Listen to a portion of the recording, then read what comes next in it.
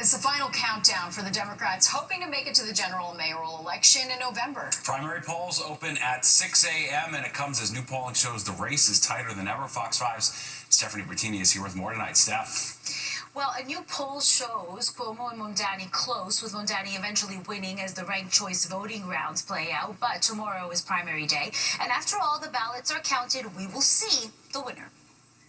As Democratic candidates hope for a win that will bring them closer to the title of mayor on this eve of the Democratic primary election, most eyes are on the frontrunners, former Governor Andrew Cuomo and Assemblyman Zoran Mamdani. 67-year-old Cuomo is nearly double the age of Mamdani, who is 33 years old, and Cuomo, at a rally with supporters in Manhattan today, leaned into the age difference, tapping into his experience. We need someone who knows what they're doing on day one, because your lives depend on it.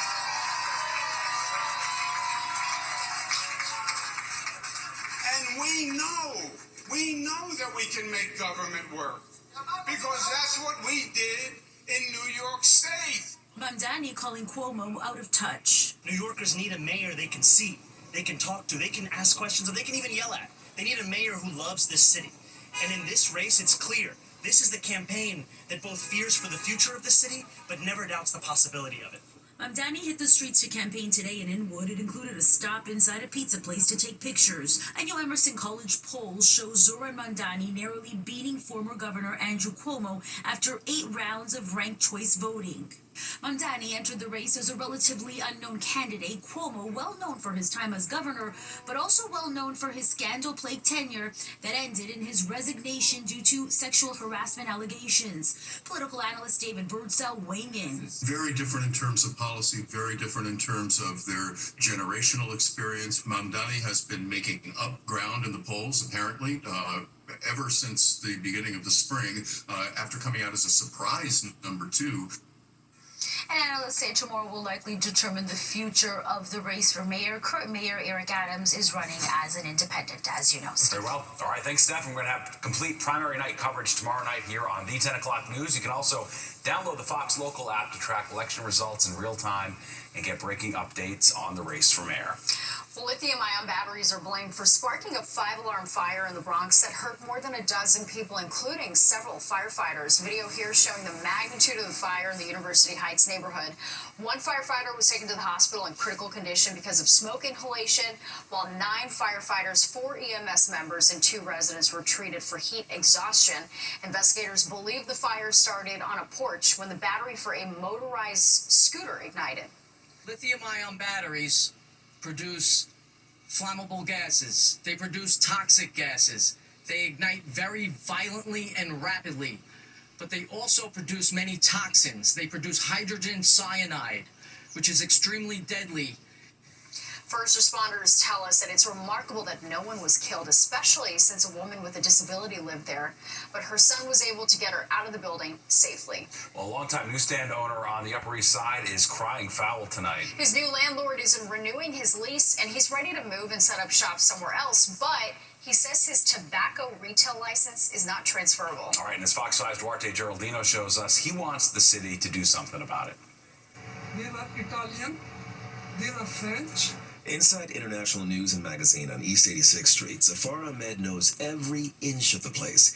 He's been here for 28 years, running one of the last print magazine stores in the city. Ahmed immigrated from Pakistan. He says this shop is his life and his connection to the neighborhood. It offers print magazines, tobacco, e-cigarettes, snacks, and lotto. This place may be closing. What do you think about that? I think it's a shame, and it's like a staple in the community, and yeah, I would really miss it. Earlier this year, the building changed hands. Zafar says he tried to stay, even offered to pay more, but the new management turned him away. This new management company refused to renew my lease. I offered them more rent and stuff, but they refused. He looked at spaces just a few blocks away, but quickly ran into a city law that blocks him. Tobacco licenses in New York are non-transferable, and right now, new licenses are only available through a lottery. This law make us like handicapped, and so we got thrown out on the street just because I want to move from one block to another block. In 4 days, more than 1,200 people signed a petition to help him stay open. The issue even went before a city council hearing on June 17th. He's working with city council members to ease these regulations, specifically to allow stores like his to move within district without losing their license. They introduce a new law 1308, but it will take a long time for legislation, you know. Zafar says the system needs to change. We reached out to city council, but haven't gotten a response yet. A lot of small businesses are going through this deep trouble. Zafar has just days left to vacate. He says he's not asking for a handout, just a fair chance to keep working. On the Upper East Side, I'm Duarte Geraldino, Fox 5 News. Well, victory declared in the fight to keep part of the city green. What finally happened to save the Elizabeth Street Garden, plus this. When temperatures spike, so does demand for electricity. I'm Jody Goldberg. Tonight, we're getting a rare look at how PSEG Long Island powers through a heat wave to keep you cool and connected. That story coming up. City leaders have scrapped plans to turn the Elizabeth Street Garden in Nolita into affordable housing. The senior housing units that were meant for the garden will now be built just 2 blocks away on the Bowery. The garden will now be a permanent green space for the community. And singer-songwriter Patti Smith gave a special performance earlier tonight to celebrate.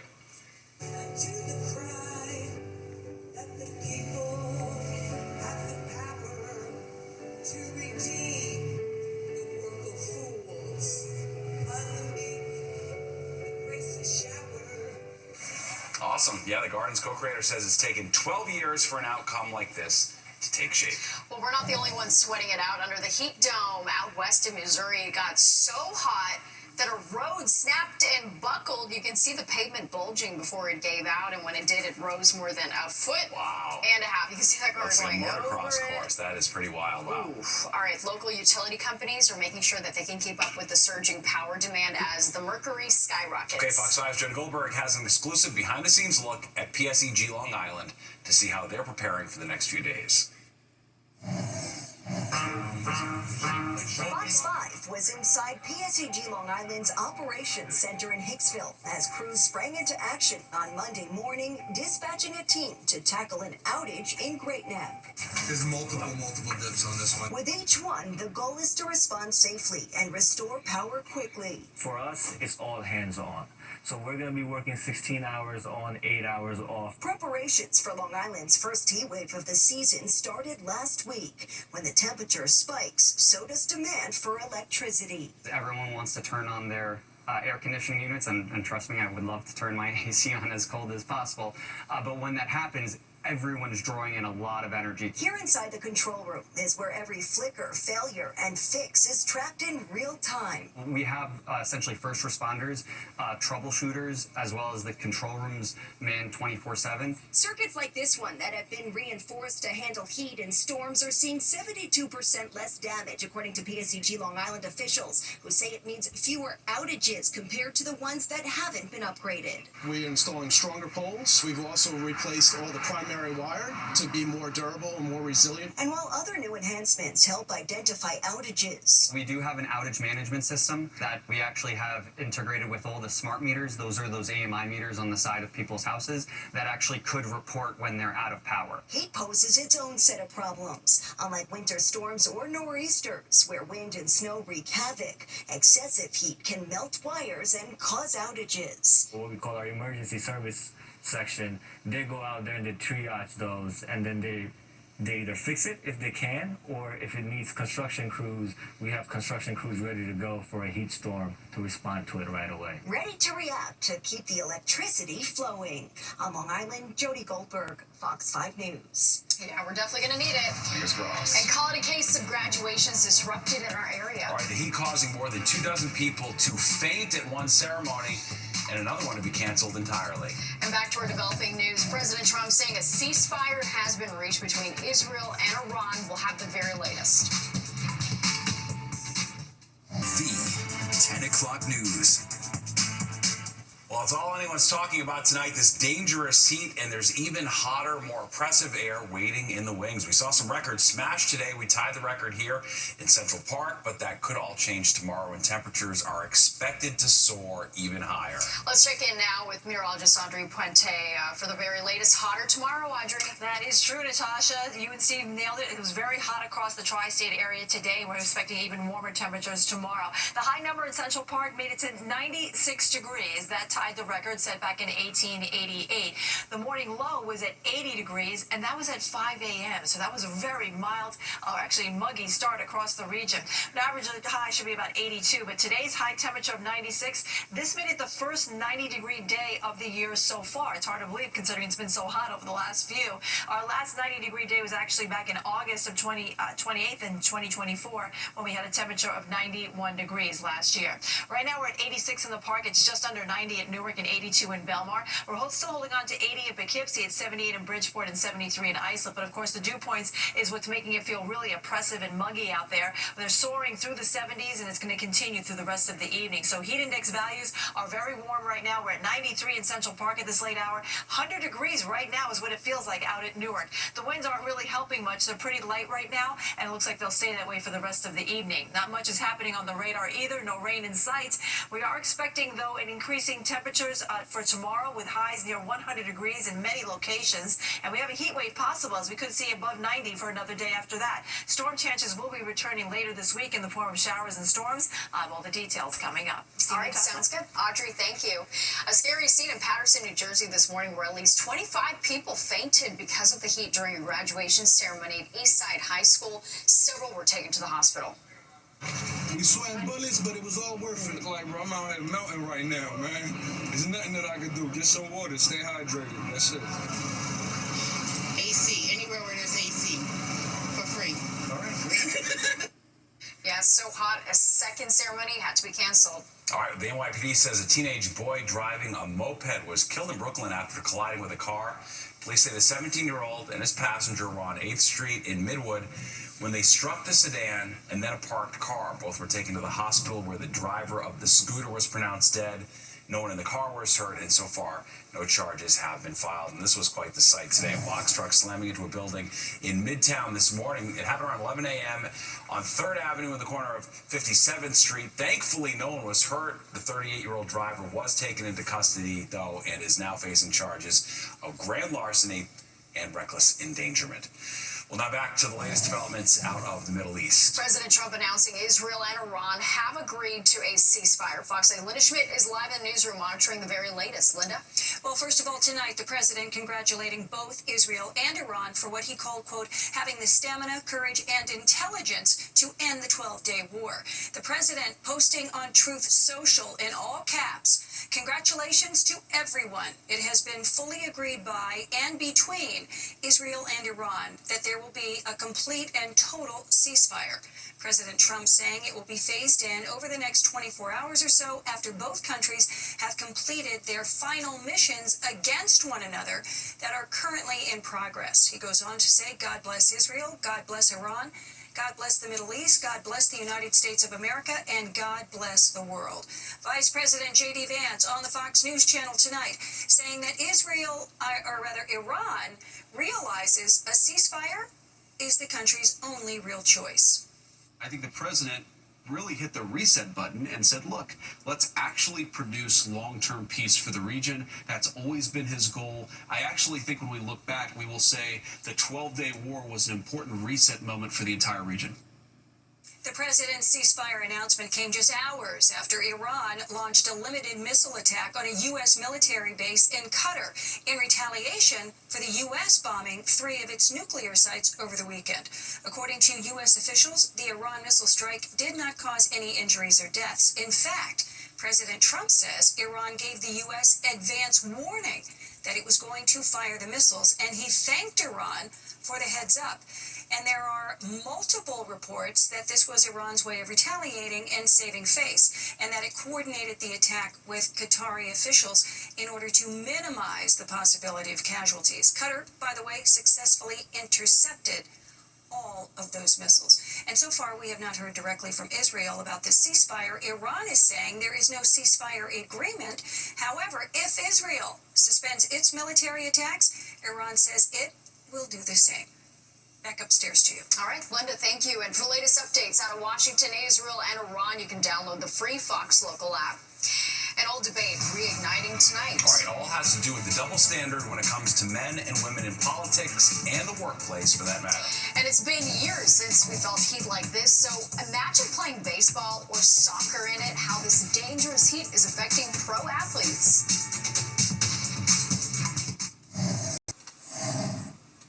A politician catching flack for her wardrobe choice is now reigniting an age-old debate. Fox 9's Sharon Crowley takes a look at the criticism and the backlash for it.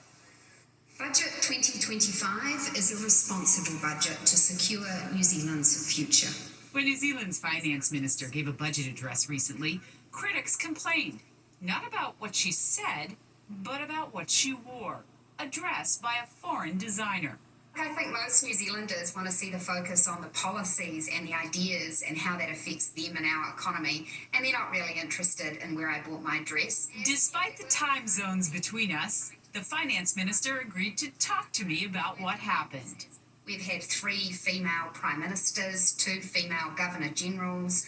Women are really well represented in our government, so it was a bit of a throwback and a bit surprising. The men she works with in Parliament also found the criticism a bit surprising, so they decided to poke fun of what they consider a double standard. Here I am at Parliament in post-budget urgency. I thought I'd run you through what I'm wearing. Now, listen, this tie I actually got in France. It's a lovely blue tie. What about that suit? What's that made of? The suits, I don't know what the suit's made of actually, but bought here in New Zealand. Look at these socks. Ain't no bad joke like a dad joke. I know there's a huge amount of interest in what me and a bunch of the other men in the National Party are wearing, just to equalise things up with Nicola Willis, our fantastic Minister of Finance. It was pretty funny, a good way to send up the media and critics who clearly my male colleagues thought were out of line. The Kiwis may be nearly 9,000 miles away, but double standards applied to women in the public eye are still happening right here in New York City. There are definitely some unique challenges for women. One, the scrutiny around how you look is still here, right? We see it in this case. Erin Velarde is the founder and CEO of the nonprofit Vote Run Lead, the nation's largest training program for women running for public office. She applauds the men in New Zealand for exposing sexism. It is really great to see some of the male colleagues. That was something I found really heartening around, this is humorous, this is getting to the point where sometimes it matters and sometimes it doesn't matter. When I got into office, they were saying, oh, my husband was giving me all my good ideas about the economy. And John just never came to Trenton. Christy Todd Whitman is the former governor of New Jersey and once headed the EPA under President George W. Bush. She says things have improved significantly for women in the workplace since she held public office. The male-dominated legislature, Republican-dominated actually, started calling the front office, my offices were the estrogen palace. While Whitman is surprised to learn about the New Zealand finance minister's experience, it does give her hope. She can count on her male colleagues. You still need to have people stand up and say, hey, stop being a jerk, which is essentially what you're doing when you criticize someone just for how they look or their sex and what they wear. That makes no sense. It's their policy you should be going after. Whitman tells me she regrets the fact that she remains the only woman ever to be elected the governor of New Jersey. And that's something voters in the Garden State have the power to change this November. Sharon Crowley, Fox 5 News. It's true. Yeah, such a conversation. Yeah. All right, well, the extreme heat gripping our area, showing no mercy. And if you think it's hot on the streets, imagine what it feels like as an athlete on the field. We're going to take a closer look. All right, and speaking of the oppressive heat, we could even break more records tomorrow. Audrey's going to be back to time it all out. All right, back to the dangerous heat, and if you think it's tough doing everyday tasks in it, imagine how athletes feel playing in it. I can't even imagine. Fox 5's Kendall Green shows us how the extreme heat is testing the limits of their strength. Going the distance came with a new set of demands Monday for bikers. It's very humid. As soon as I got outside, I started sweating. Pickleballers. It's sweltering, but we're having a blast. And runners. As you can tell, it's 300 degrees, but this is the only chance I had to get out today and go for a run, so I'm going to push it. As temps soared to what felt like the triple digits Monday, showing no signs of easing for the next few days. And you can feel the heat, whether you're someone just getting exercise or a professional athlete. So much so, Cincinnati Reds' Ellie De La Cruz was captured on camera vomiting on the field, following extreme heat in the area over the weekend. And he wasn't the only player struggling on the diamond. In the Mariners' win over Chicago, Trent Thornton had to be treated by emergency medical techs due to heat exhaustion. Specifically for athletes, it's important for them as soon as we're seeing this kind of rapid change in temperature, that they adjust to the new temperature. So that's kind of like a slow process, right? They need to get acclimated before going into full uniform, full intense workout. We're gonna win today, yeah! And soccer fans, I was just so excited. Yeah, we're hoping that we wins today. though they're not on the field, they're up against the heat too at MetLife Stadium for Monday's FIFA Club World Cup 90-minute match between Egypt and Portugal. We have cold water, cold drinks. That's all we can do. Luckily, the game had a 9 p.m. start. It's very hot. I don't think I've ever been this hot in a city, to be honest. It's been a rough day. I'm happy that the game is in the evening, otherwise it would have been rough if it was in the afternoon. Egyptian fans say they're used to it, but Dr. Christopher Calandrella lays out how players and fans can keep safe. Wearing the appropriate clothing is also helpful. Drinking plenty of fluids, right? Trying to stay hydrated. But also avoiding things like those sugary drinks, caffeine when you can. FIFA officials sent Fox 5 a statement regarding the heat, saying in part, quote, FIFA is implementing a sound preventative concept at all venues, including cooling breaks in the 30th and 75th minutes in accordance with the relevant protocols. At MetLife Stadium, Kendall Grain, Fox 5 News. Yeah, it's a problem if you have to get paid to play outside. Yeah. There in July and late June, no doubt about it. All right, let's go to Audrey now. And as hot as it was today, it gets even hotter tomorrow, right? That is true, Steve. We are expecting the peak heat going into your Tuesday here. So the extreme heat warning, shaded in pink here, this will continue right through tomorrow evening. We also have a heat advisory in the county shaded in orange. And what's interesting to note is that these advisories, while they look similar to what they were today, it's actually been spread further across Long Island here. So now we're including western Suffolk County and the Warren area, and now we have southeastern part of Suffolk County as an advisory. So it's going to be even hotter for you out to the east end, even though today you got the best deal out of everyone in the tri-state area. Air quality alert right through 11 o'clock tonight. It will be reissued for tomorrow, so be aware of that if you do have respiratory issues. I mentioned earlier that today was the first 90-degree day of the year so far. Normally in June we have about 3 of them. Last year we had a total of 21, and since we're starting off the summer pretty hot, we'll see if we reach that by the end of the season. We'll have to wait and see. 86 degrees right now in Central Park. We're just under 90 out at Newark Liberty Airport. 80 in White Plains. Same thing in Poughkeepsie. It's in the upper 70s in East Hampton as well as over towards Islip. But of course, it's really about the dew points. They're soaring through the 70s. That's making it feel very oppressive outside, and it's also resulting in heat index values that are very uncomfortable. Feeling like 93 at this late hour in the city. 100 right now is the heat index in Newark. 93 in Belmar. Even up in the Hudson Valley, feeling very uncomfortable with Poughkeepsie checking in at 84. Here's a look at the heat index values for tomorrow afternoon. Even hotter. We're going with 101 in Central Park, 100 in White Plains, 101 in Poughkeepsie, 104 in Newark. It's going to be very brutal even across the east end here, where East Hampton will be at 90 degrees for your heat index value tomorrow afternoon. Winds not really bringing much of a relief today. They were breezy at times, but it felt more like a hairdryer blowing rather than the cool, refreshing breeze, of course. Winds are light right now. They should stay that way for the rest of tonight.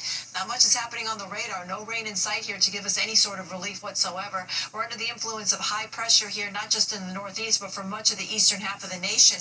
And that's helping to bump up the temperatures to above average readings, or well above average for that matter.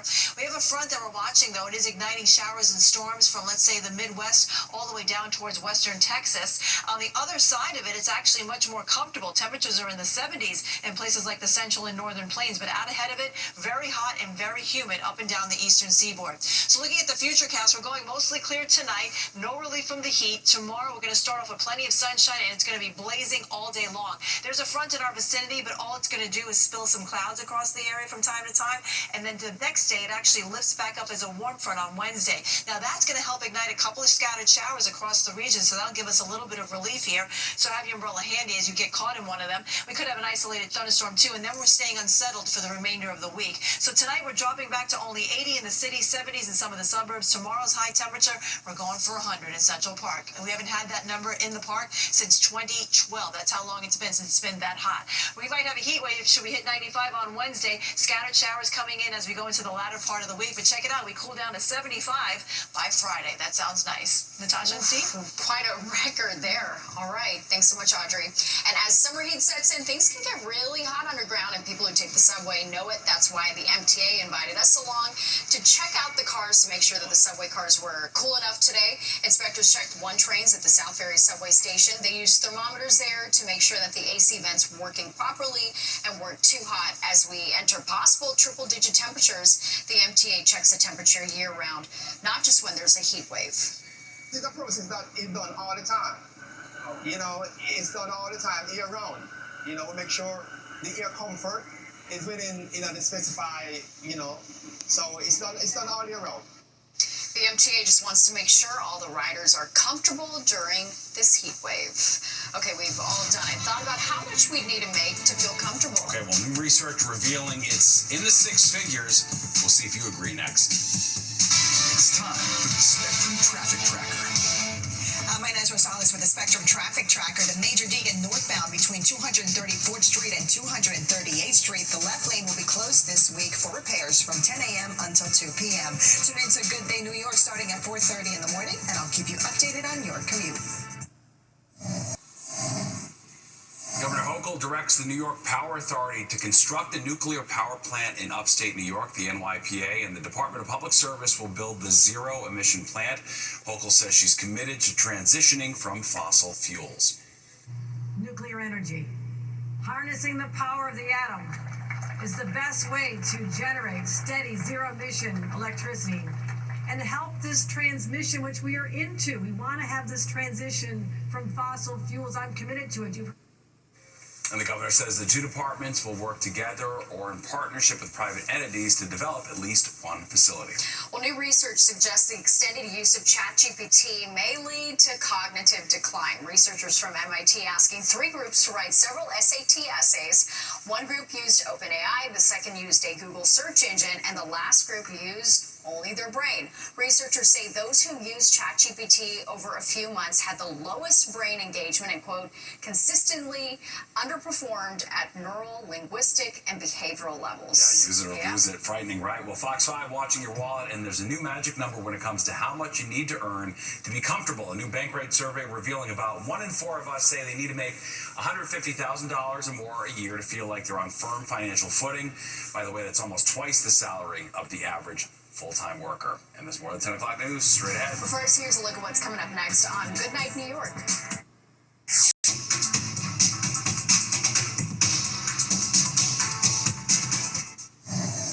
Tesla robo-taxis are on the road in Austin, Texas. While competitors like Waymo and Uber formed a partnership and they're expanding their service, this Tesla project is still in the testing phase. There's no one in the driver's seat of these autonomous vehicles, but a person is in the car as a human monitor. Tesla is opening up with limited service in Austin, only rolling out 10 cars at a flat rate of $4.20, $4.20 per ride. Yeah, gotta love it, of course, on brand. All right, well, that does it for us tonight. If you missed any part of the 10 o'clock news, you can always catch an encore on our free streaming app, Fox Local. Or you can stream our newscasts anytime. Have a great night. We'll see you tomorrow.